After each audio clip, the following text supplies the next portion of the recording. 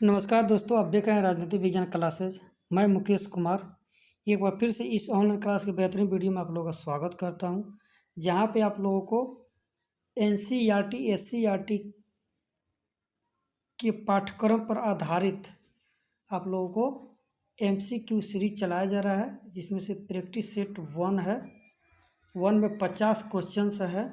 आप लोग को इतिहास से 50 क्वेश्चन मिलेगा। ऐसे 20 प्रैक्टिस सेट आप लोगों को करवा दिया जाएगा इतिहास से।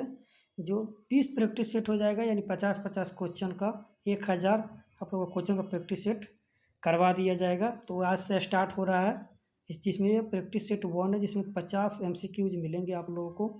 तो आप लोग ध्यान से इसे देखिए और बीपीएससी टीआरई 4.0 से रिलेटेड आप लोगों को तैयारी बेहतरीन करने के लिए राजनीति विज्ञान क्लासेज को सब्सक्राइब कर दीजिए और बेल आइकन दबा दीजिए, जिससे आप लोगों को जितने भी न्यू वीडियो डाला जाए प्रैक्टिस सेट का वो आप लोगों को मिल जाए। इसके पहले आप लोगों को जितने भी क्लास 12 का मध्यकालीन इतिहास था, प्राचीन इतिहास था, आधुनिक इतिहास का जितने भी एमसीक्यूज का उसको करवा दिया गया था। इसमें आप लोगों को प्रैक्टिस सेट करवाया जा रहा है। और पॉलिटिकल साइंस का भी 11th का और 12th का आप लोगों को करवा दिया गया है। 11th का बाकी है, 12th का करवा दिया जाए। 11th का कल से आप लोग का स्टार्ट हो जाएगा। आइए हम लोग प्रैक्टिस सेट देखते हैं। इसमें प्रैक्टिस सेट 1 है। इसमें अच्छे अच्छे क्वेश्चन मिलेंगे, आप लोग ध्यानपूर्वक देखिए और वीडियो में बने रहें और सब्सक्राइब कर दीजिए, जिससे हम लोग का भी मनोबल अच्छा रहे। और हम लोग कैसे तैयारी किए थे, क्या क्या पढ़े थे, कैसे सिलेक्शन हुआ, उसमें आप लोग को बताया जाएगा। चलिए तो हम लोग स्टार्ट करते हैं। टीआरई 4.0 बीपीएससी बिहार शिक्षक भर्ती के लिए इतिहास प्रैक्टिस सेट है। राजनीति विज्ञान क्लासेस आप लोग सब्सक्राइब कर दीजिए। और यह जो प्रैक्टिस सेट है वो एनसीईआरटी एससीईआरटी के पाठ्यक्रम पर आधारित है। आइए हम लोग शुरू करते हैं 1 नंबर क्वेश्चन से। हड़प्पा सभ्यता की मोहर किस चीज़ की बनी है? लोहे की, तांबे की, कांसे की, सेल खड़ी की? तो क्वेश्चन इसमें सेल खड़ी हो जाएगा। चलिए नेक्स्ट क्वेश्चन 2 नंबर में। बनावली किस राज्य में स्थित है? बनावली किस राज्य में स्थित है? हरियाणा में, पंजाब में, गुजरात में, महाराष्ट्र में। तो ये हरियाणा में स्थित है। चलिए next question 2 number. 3 number. Lothal किस नदी किनारे स्थित है? सिंधु नदी, व्यास नदी, भोगवा नदी, रावी नदी? तो 3 का सी हो जाएगा, भोगवा नदी किनारे स्थित है। चलिए नेक्स्ट क्वेश्चन 4 नंबर देखते हैं। क्षेमेंद्र की रचना कौन सी है? यानी क्षेमेंद्र ने किस बुक का रचना किया है? तो ये देखते हैं। मुद्रा रक्षक, अर्थशास्त्र, बृहद तथा कथा मंजरी, कथा चरित्र सागर। तो इसमें कौन हो जाएगा? तो इसमें बृहद कथा मंजरी हो जाएगा। चलिए 5 नंबर क्वेश्चन देखते हैं। इंडिका किसकी रचना है? चाणक्य की, मेगास्थनीज की, हर्षवर्धन की, कालिदास की? तो सब लोग लगभग जानता है मेगास्थनीज की रचना है इंडिका। चलिए नेक्स्ट क्वेश्चन 6 नंबर देखते हैं। किस गुप्त शासक को लिच्छवी दोहित्र कहा जाता है? ये क्वेश्चन एकदम VVI है, ये आप लोग इसको याद कर लीजिएगा। क्वेश्चन पूछा गया है, पूछ भी सकता है। अगर रिपीट करेगा तो पूछ भी सकता है। समुद्रगुप्त को, चंद्रगुप्त को, कुमारगुप्त को, स्कंदगुप्त को? तो 6 का ये हो जाएगा। समुद्रगुप्त को कहा जाता है, समुद्रगुप्त को यह कहा जाता है। तो इसको आप लोग याद कर लीजिएगा, समुद्रगुप्त को कहा जाता है। चलिए नेक्स्ट क्वेश्चन 7 नंबर। गुप्त काल में हस्ती सेना का प्रधान को क्या कहते थे? महासंधि विग्रहिक, महासपति, महिलुपति, महाबलिधिकृत? तो 7 का सी हो जाएगा, महापिलुपति कहा जाता था, महापिलुपति।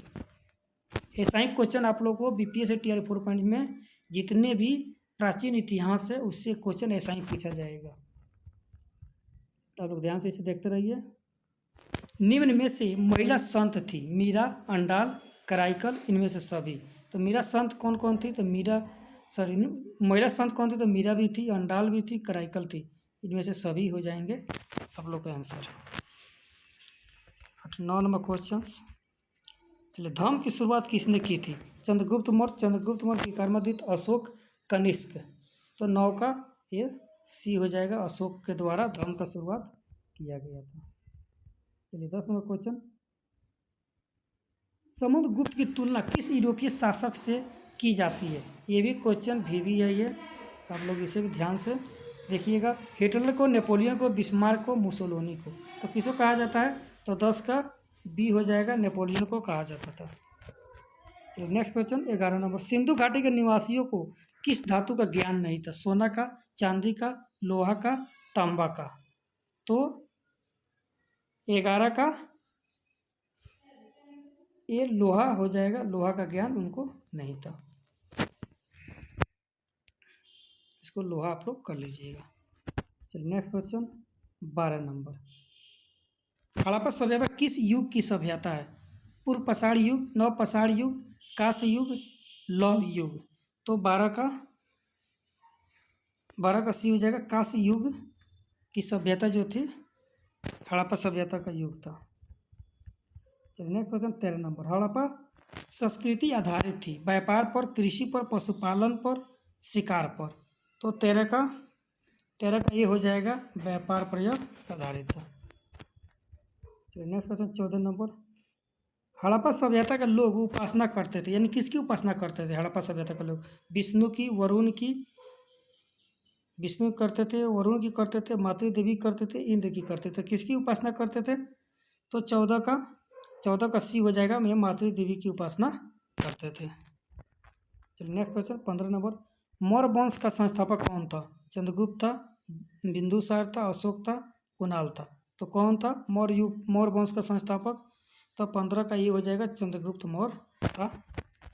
चलिए नेक्स्ट क्वेश्चन 16 नंबर, चंद्रगुप्त की मृत्यु कहाँ हुई थी? पाटलिपुत्र में, तक्षशिला में, श्रवणबेगोला में, उज्जैनी में। तो कहाँ हुई थी? तो 16 का सी हो जाएगा, श्रवणबेगोला में उनका मृत्यु हुआ था। चलिए 17 नंबर क्वेश्चन, चंद्रगुप्त मौर्य किस धर्म को मानने वाला था? बौद्ध धर्म का, जैन धर्म को, शैव धर्म को, वैष्णव धर्म को। तो किस धर्म को मानता था? तो 17 का बी हो जाएगा, जैन धर्म को वह मानता था। नेक्स्ट क्वेश्चन 18 नंबर, मौर्य वंश का अंतिम राजा कौन था? अशोक, कुणाल, संप्रति, बृहदत्त। तो कौन था? 18 का डी हो जाएगा, बृहदत्त था जो मौर्य वंश का अंतिम राजा था। नेक्स्ट क्वेश्चन 19 नंबर, मौर्यकालीन टकसाल का प्रधान कौन था? कोषाध्यक्ष, मुद्राध्यक्ष, पाणियाध्यक्ष, लवण्याध्यक्ष। तो कौन था 19 का? तो 19 का सी हो जाएगा, पाणियाध्यक्ष था। इसको आप लोग याद कर लीजिएगा, पाणियाध्यक्ष, यानी ये उत्तर हो जाएगा। चलिए जितने भी क्वेश्चन है आप लोगों को एनसीईआरटी, एससीईआरटी पर बेस्ड है। जो पीआरटी के एग्जाम दे रहे हैं 6 to 8, 9th, 10th, 11th, 12th का जिसका हिस्ट्री है, सोशल साइंस जिसका सब्जेक्ट है, वो आदमी इसको पढ़ सकता है और देख सकता है। ऐसा ही क्वेश्चन आप लोग उठा कर देख सकते हैं, मिला सकते हैं। ऐसा ही क्वेश्चन TRE 1, 2 और 3 में पूछा गया है। तो आप लोग इसे ध्यान से देखिए और वीडियो में बने रहें और दूसरों को भी सब्सक्राइब करवाइए, जिससे और भी ज़्यादा लोग हो जाएंगे तो हम ऑनलाइन क्लास आप लोगों को ले लेंगे। और हम लोग प्रैक्टिस सेट ऐसे भी ऑनलाइन कर सकते हैं। हम लोग क्वेश्चन बोलेंगे, आप लोग आंसर बता सकते हैं, उससे आप लोगों का मजबूत हो जाएगा। चलिए तो क्वेश्चन देखते हैं हम लोग 20 नंबर, मौर्य वंश की राजधानी कहाँ थी? विदिशा में, दिल्ली में, पाटलिपुत्र में, राजगीर में। तो 20 का ये सी हो जाएगा, पाटलिपुत्र में मौर्य वंश की राजधानी थी। चलिए नेक्स्ट क्वेश्चन 21 नंबर, हड़प्पा सभ्यता का स्वरूप क्या था? यानी उसका रूप जो था उसका कैसा था? ग्रामीण सभ्यता था, शहरी सभ्यता था, भोजन संग्राहक सभ्यता था, कबीलाबाई सभ्यता था। तो 21 का बी हो जाएगा, शहरी सभ्यता था। नेक्स्ट क्वेश्चन हम लोग देखते हैं 22 नंबर, हड़प्पा सभ्यता का सबसे बड़ा नगर कौन था? तो हड़प्पा था, मोहनजोदड़ो था, कालीबंगा था, लोथल था। कौन था? तो 22 का ये बी हो जाएगा, मोहनजोदड़ो था। ये भी VVI क्वेश्चन है, आप लोग इसे ध्यान से देख लीजिए। नेक्स्ट क्वेश्चन देखते हैं 23 नंबर, हड़प्पा सभ्यता की सर्वप्रथम खोज की थी अलेक्जेंडर ने, दयाराम साहनी ने, कर्नल मार्क्स ने, मैक्स मुलर ने। किसने किया था? तो 23 का बी हो जाएगा, दयाराम साहनी ने किया था। कब किया था? तो 1921 में इन्होंने किया था। चलिए नेक्स्ट क्वेश्चन 24 नंबर, हड़प्पा किस नदी किनारे स्थित है? सिंधु नदी, ब्यास नदी, सतलज नदी, रावी नदी। तो 24 का ये डी हो जाएगा, रावी नदी किनारे स्थित है। चलिए नेक्स्ट क्वेश्चन 25 नंबर, मौर्यकालीन कलिंग राज्य कहाँ स्थित था? बिहार में, बंगाल में, उड़ीसा में, मध्य प्रदेश में। तो 25 का सी हो जाएगा, ये उड़ीसा में स्थित है। चलिए 25 नंबर एक सेट का। अब यहाँ से फिर एक नंबर क्वेश्चन स्टार्ट हो गया, इसमें 25 मिलेंगे आप लोगों को, यानी टोटल 50 MCQs आप लोगों को धाए धाए मिल जाएंगे 15 मिनट में। आप लोग 1.5 में करके देख लीजिएगा, 7 से 8 मिनट में देख सकते हैं। चलिए नेक्स्ट क्वेश्चन हम लोग एक नंबर से फिर, मौर्य प्रशासन में समाहर्ता कौन था? केंद्रीय मंत्री, राजकीय कर संग्रह का अधिकारी, मुख्य न्यायाधीश, अंतःपुर का रक्षक। तो एक का इसमें 2 हो जाएगा, राजकीय कर संग्रह का अधिकारी था। चलिए नेक्स्ट क्वेश्चन हम लोग देखते हैं 2 नंबर। मौर्य काल में ब्राह्मदेय क्या था? यानी जो ब्राह्मदेय है, ये ब्राह्मदेय क्या था? पशुदान था, धन दान था, भूमि दान था, कृषक दान था। तो क्या था? तो 2 का सी हो जाएगा, धन का दान जिसको दिया जाता था उसी को कहा जाता है ब्राह्मदेय। इसका अर्थ भी पूछ सकता है आप लोग, कैसा हूँ क्वेश्चन बना के पूछ सकता है।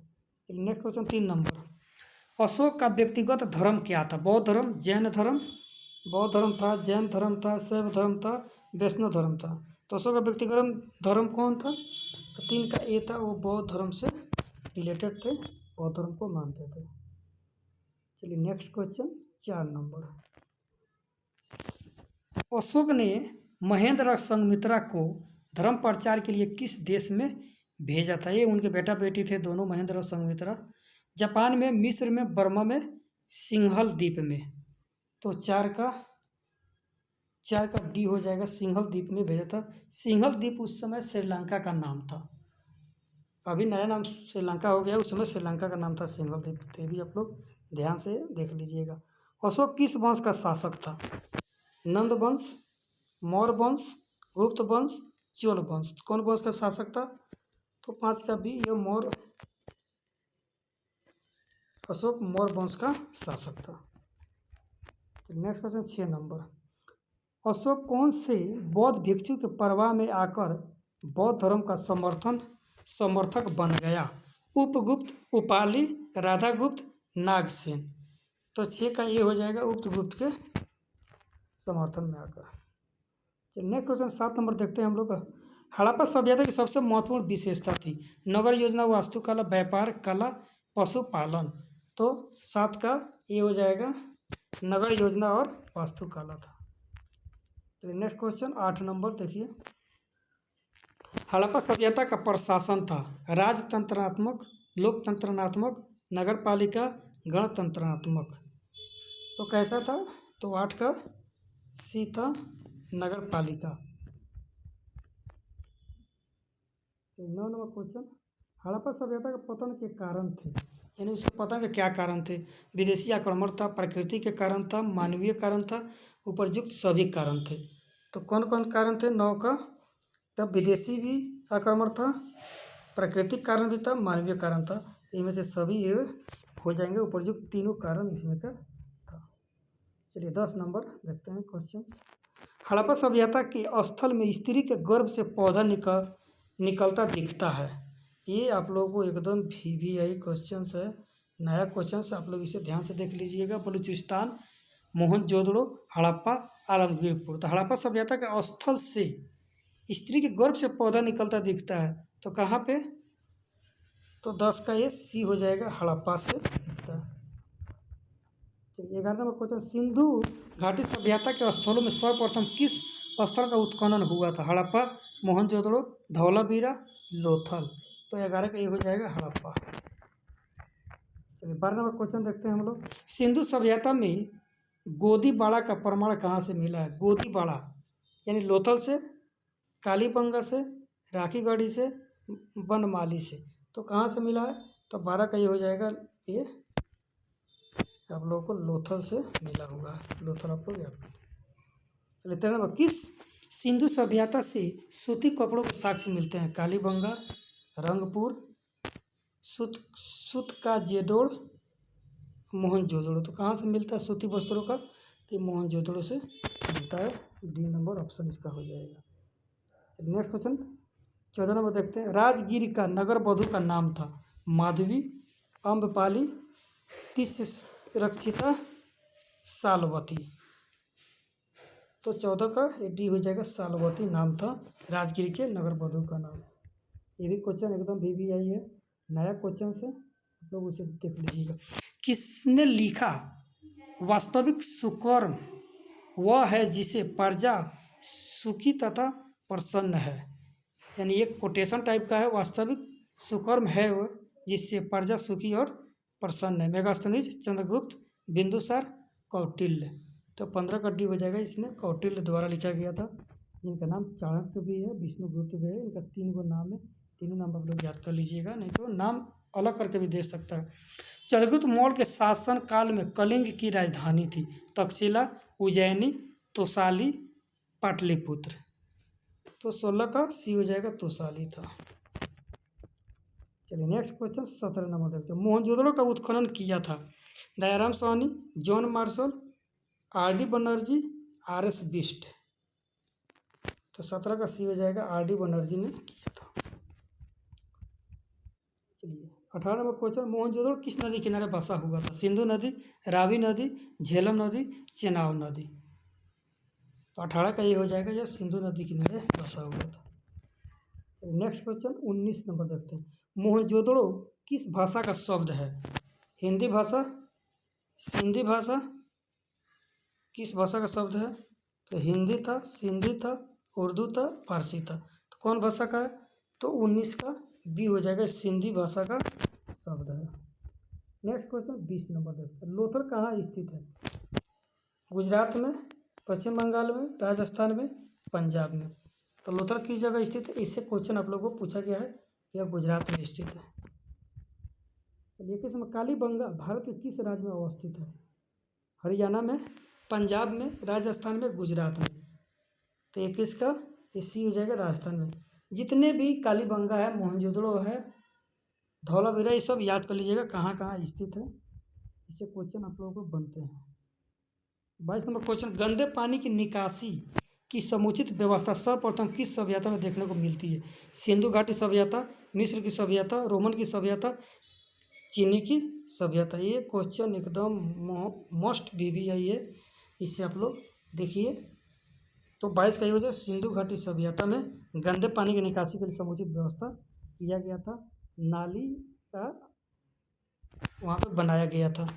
कालीबंगा किस नदी किनारे अवस्थित था? रावी, सिंधु, सतलज, सरस्वती। तो 23 का डी हो जाएगा, सरस्वती नदी के। चलिए 24 नंबर क्वेश्चन। आर्यभट्ट कहाँ का निवासी था या वासी था? मालवा का, कश्मीर का, तक्षशिला का, पटना का। तो 24 का डी हो जाएगा, पटना यानी पाटलिपुत्र का। चलिए इस वीडियो का लास्ट क्वेश्चन यानी 50 नंबर एक क्वेश्चन हो गया आप लोगों को।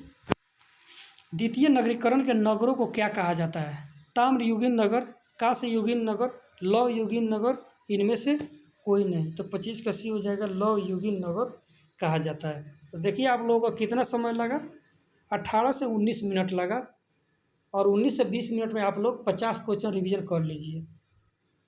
मेरा वीडियो ज़्यादा समय का नहीं होता है, आप लोग 1.5 में करके आराम से 20 मिनट का वीडियो 10 मिनट में देख सकते हैं। 50 क्वेश्चन एक बार में आप लोगों को रिवीजन हो जाएगा। एक बार 2 बार करके देख लीजिएगा, आप लोगों को दिमाग में बैठ जाएगा। और प्राचीन इतिहास से इसी से क्वेश्चन बनेंगे। अब फिर कल मिलते हैं हम लोग 50 सेट के साथ, सेट नंबर 2 के साथ। सेट नंबर 1 था और सेट नंबर 2 के साथ कल हम लोग मिलते हैं फिर 50 MCQs के साथ। तो आप लोग वीडियो में बने रहें, सब्सक्राइब करिए, लाइक करिए, बेल आइकन को दबाइए और दूसरों को भी लाइक करवाइए। और किस तरह सिलेक्शन लेना है, स्ट्रेटजी कैसा होना चाहिए, स्ट्रेटजी का वीडियो एक बनाकर आप लोगों को डाल दिया गया, उससे आप लोग देख लीजिए कि 90 दिन में आप लोग कैसे पूरा कर सकते हैं। और TRE 4.0 ज़्यादा दूर भी नहीं है, निश्चित आएगा, अगस्त में निश्चित आएगा। तो आप लोगों को ज़्यादा समय बचा भी नहीं है, अप्रैल भी जाने वाला है, मई, जून, जुलाई, अगस्त 4 महीना और है। तो आप लोग वीडियो में बने रहें, देखिए और सब्सक्राइब करते रहिए और मन लगा के पढ़िए। NCERT SCERT की जो बुक है उसके 4 बार 5 बार रिवीजन कर डालिए आप लोग, उसमें जितने नोट्स बनते हैं उसे लिख लीजिए। मैं नोट्स से भी अपने वीडियो को PDF में डाल कर पढ़ा दूंगा, आप लोग उसे भी देख लीजिएगा। चलिए तो बहुत बहुत धन्यवाद आप लोगों को देखने के लिए।